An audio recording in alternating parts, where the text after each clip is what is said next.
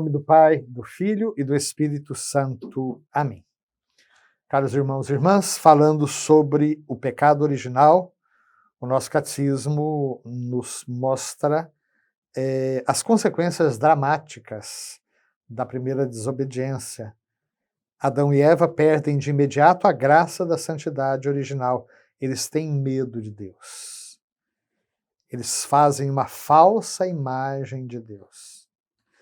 Vimos que a harmonia na qual o ser humano foi criado, ela está destruída. Então, a união entre o homem e a mulher começa a ser submetida a tensões, a dominação. A harmonia com a criação está rompida. O ser humano, que era o administrador da casa comum, para usar uma expressão muito cara ao Papa Francisco, ele submete a criação à destruição e à dominação da corrupção.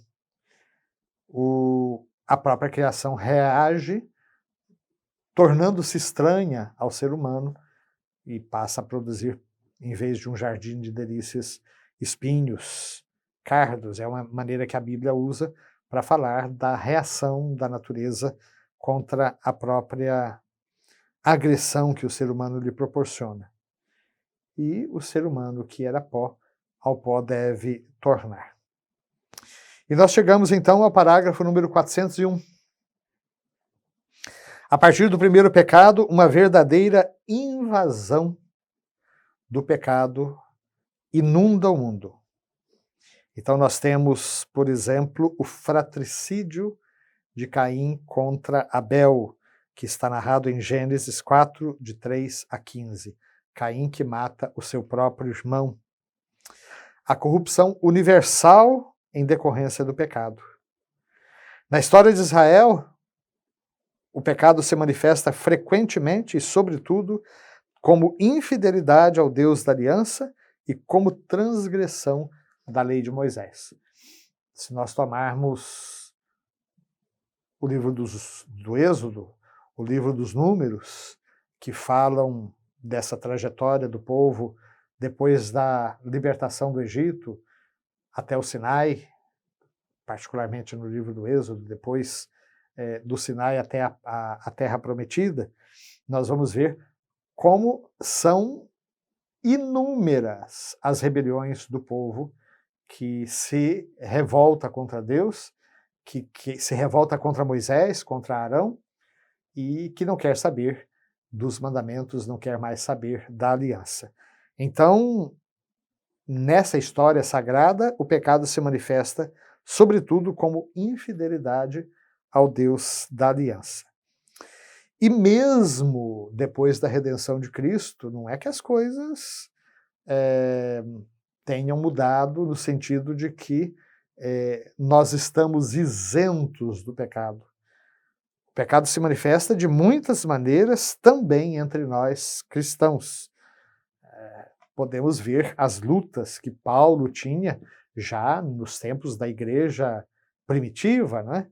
Por exemplo, na primeira carta de São Paulo aos Coríntios, como ele insiste contra uma série de desmandos, divisões dentro da comunidade. Eu sou de Paulo, eu sou de Apolo, eu sou de Pedro, eu sou de Cristo, estará Cristo dividido. A questão do incesto, Paulo enfrenta a questão das pessoas que não queriam trabalhar e queriam viver como sanguessugas, às custas da própria comunidade, toda a questão dos maus pastores, tudo isso já o Novo Testamento enfrenta. Então, o pecado se manifesta de muitas maneiras também entre nós cristãos.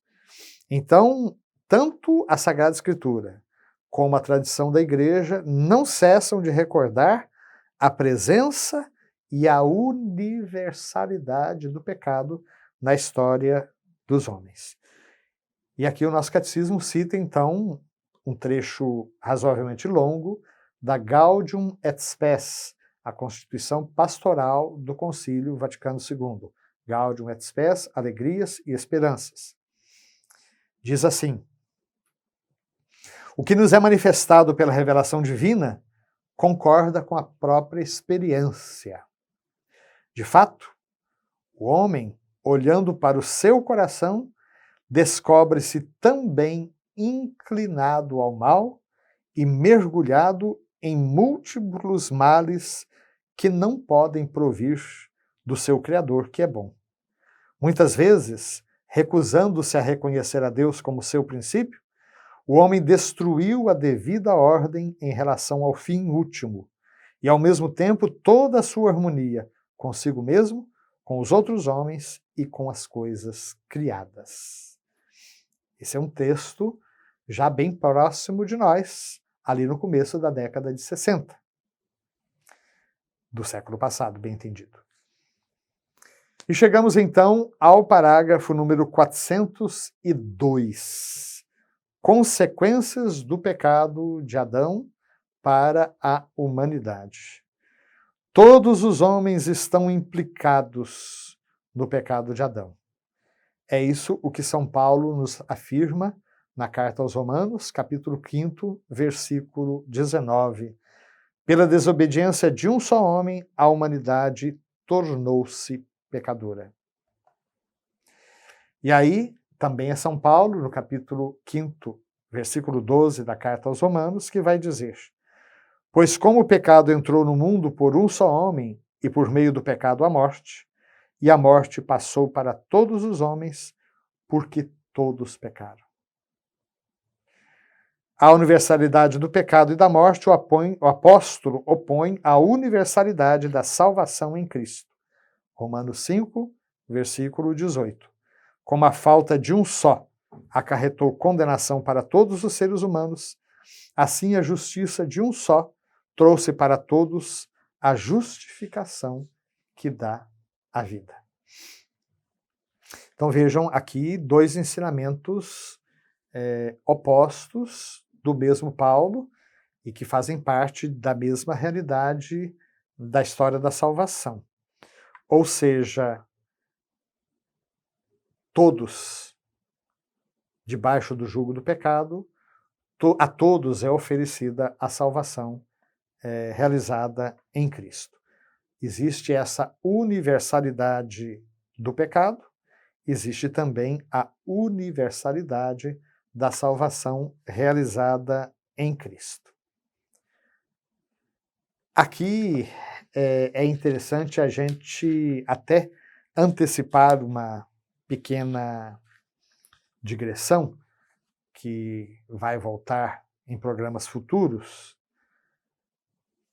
Parece haver uma contradição entre esta universalidade do pecado a que Paulo se refere, todos pecaram e estão privados da glória de Deus, e a Imaculada Conceição de Nossa Senhora.